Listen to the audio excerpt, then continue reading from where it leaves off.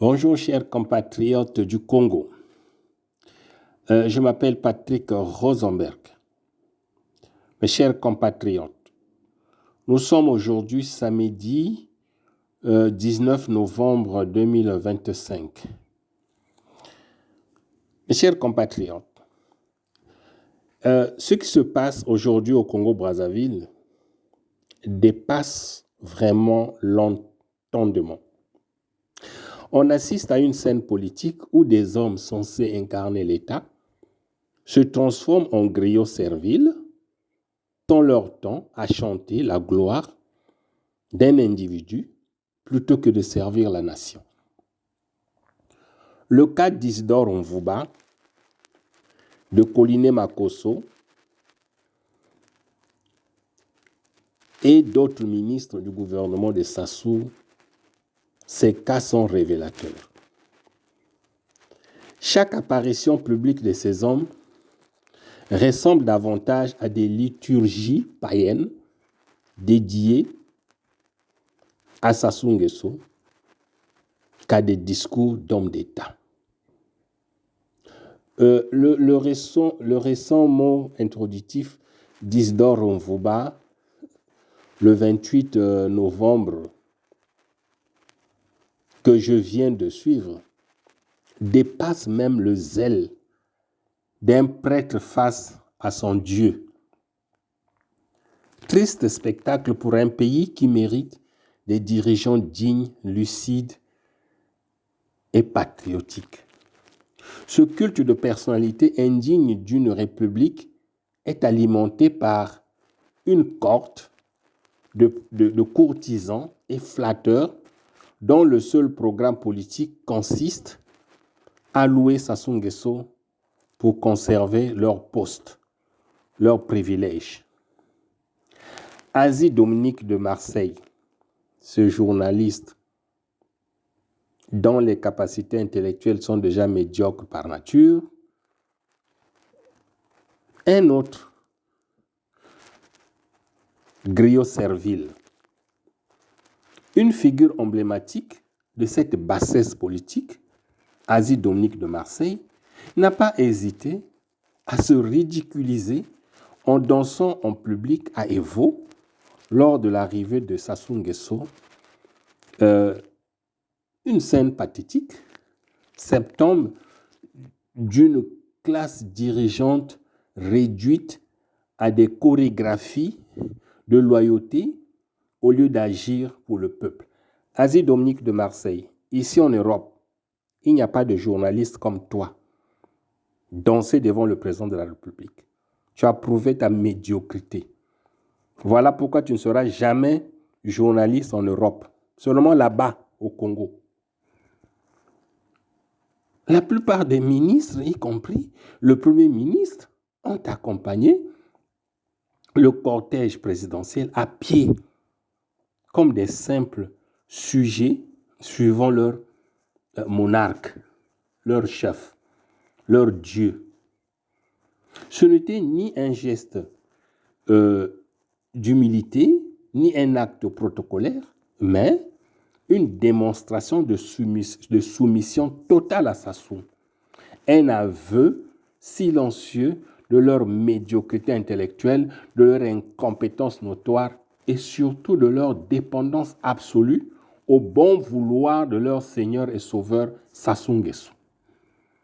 Ces médiocres, voleurs et incompétents ministres et députés savent pertinemment qu'ils ne doivent leur poste ni à leurs compétences, ni à leur vision, ni à leurs résultats, ni à leur capacité intellectuelle, puisqu'ils n'en ont pas.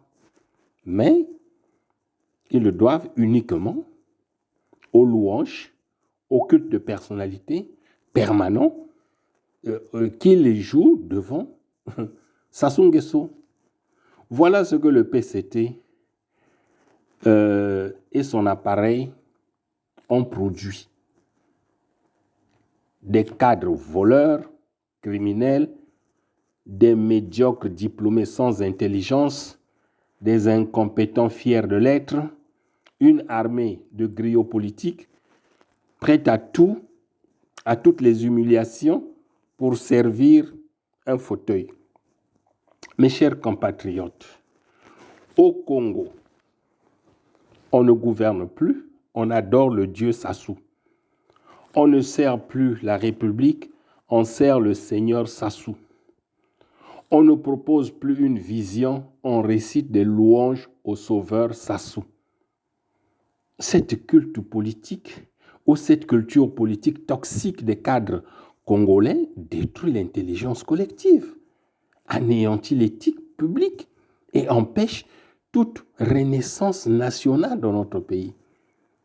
Et pendant que ces élites satanistes fabriquées par Sassou Nguesso se prosternent devant leur Dieu, le peuple continue de souffrir.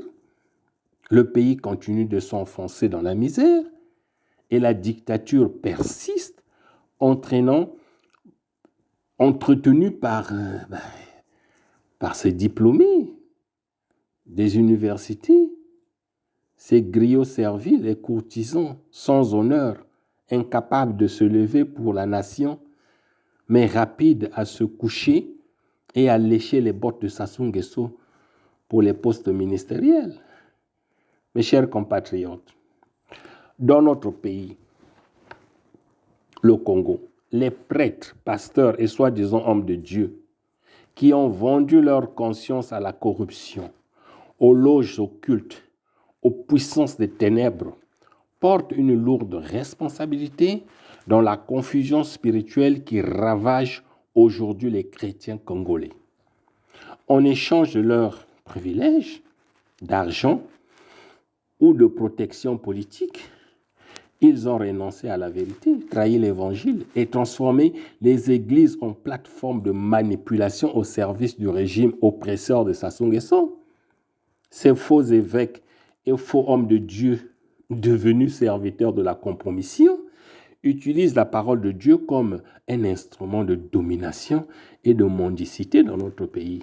Ils manipulent les Écritures pour faire croire que l'occultiste maître de la grande loge maçonnique du Congo, Denis Sassou Nguesso, un homme arrivé au pouvoir par un coup d'État sanglant, responsable d'innombrables souffrances de pauvreté volontaire et de répression criminelle, serait envoyé de Dieu, selon les pasteurs congolais. Ce mensonge sacrilège est l'une des plus grandes trahisons spirituelles de l'histoire du Congo. Le verset le plus manipulé, Romains 13, 1. Ces prédicateurs corrompus répètent sans cesse: toute autorité vient de Dieu pour endormir les Congolais. Mais ils ne comprennent ni le contexte historique, ni l'intention théologique, ni le sens réel de ce passage biblique. Si toute autorité, absolument, toute venait automatiquement de Dieu, sans discernement, alors posons quelques questions simples auxquelles même un enfant de l'école du dimanche peut répondre. Les autorités religieuses et politiques qui ont fait crucifier Jésus-Christ venaient-elles de Dieu au sens où l'entendent ces prédicateurs congolais, ces pasteurs congolais? Les autorités qui ont torturé, lapidé et délapidé les apôtres venaient-elles aussi de Dieu? Le pharaon d'Égypte, son gouvernement et son armée que Dieu a frappé pour libérer Israël, étaient-ils des autorités établies par Dieu pour opprimer le peuple? Et si vraiment toute autorité injuste venait toujours de Dieu, pourquoi Dieu ordonne-t-il lui-même aux enfants d'Israël de renverser, juger et détruire les rois tyranniques qui s'opposaient à leur libération? Mais le raisonnement de ces faux pasteurs et faux évêques s'effondre comme un château de sable. S'ils avaient un minimum de connaissances bibliques, ils sauraient qu'il existe l'autorité légitime voulue par Dieu et l'autorité usurpée imposée par Satan que Dieu rejette. La question de la richesse indécente.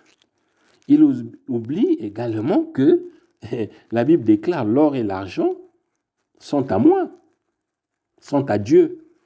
Alors pourquoi ceux qui haïssent Dieu, ceux qui pratiquent l'occultisme, ceux qui pillent le Congo, se moquent de la justice, sont-ils immensement riches alors que l'or et l'argent appartiennent à Dieu?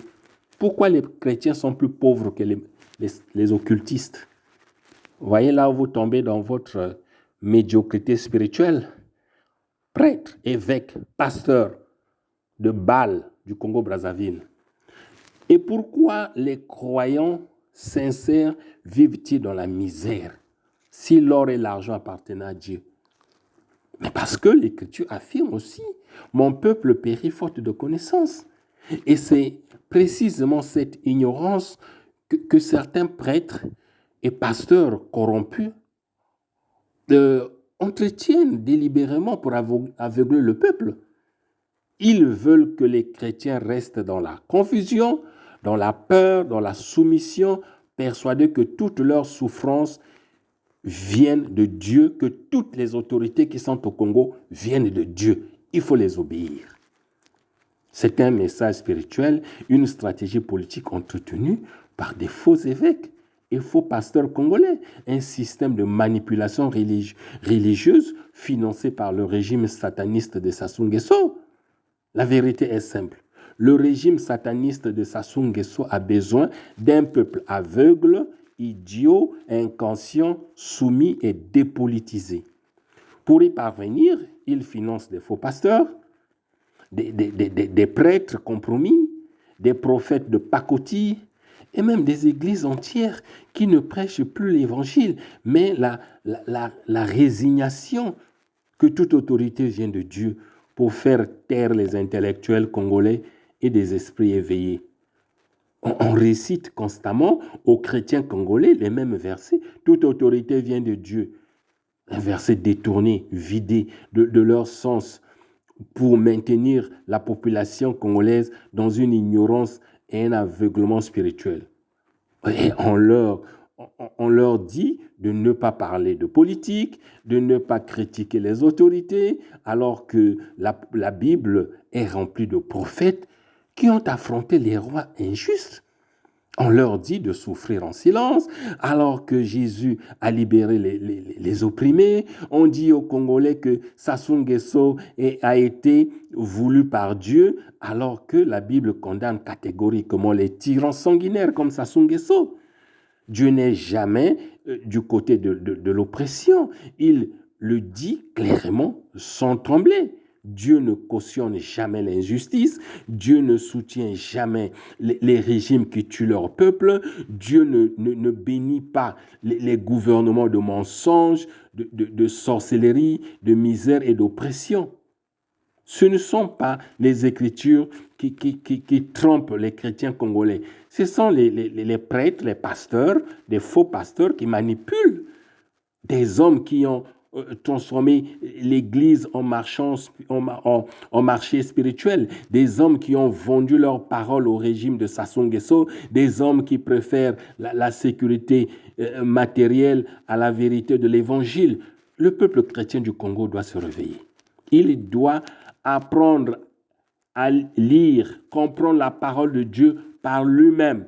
Il doit cesser de croire que la misère, la souffrance, la dictature, que Sassou Nguesso vient de Dieu. Non, c'est faux.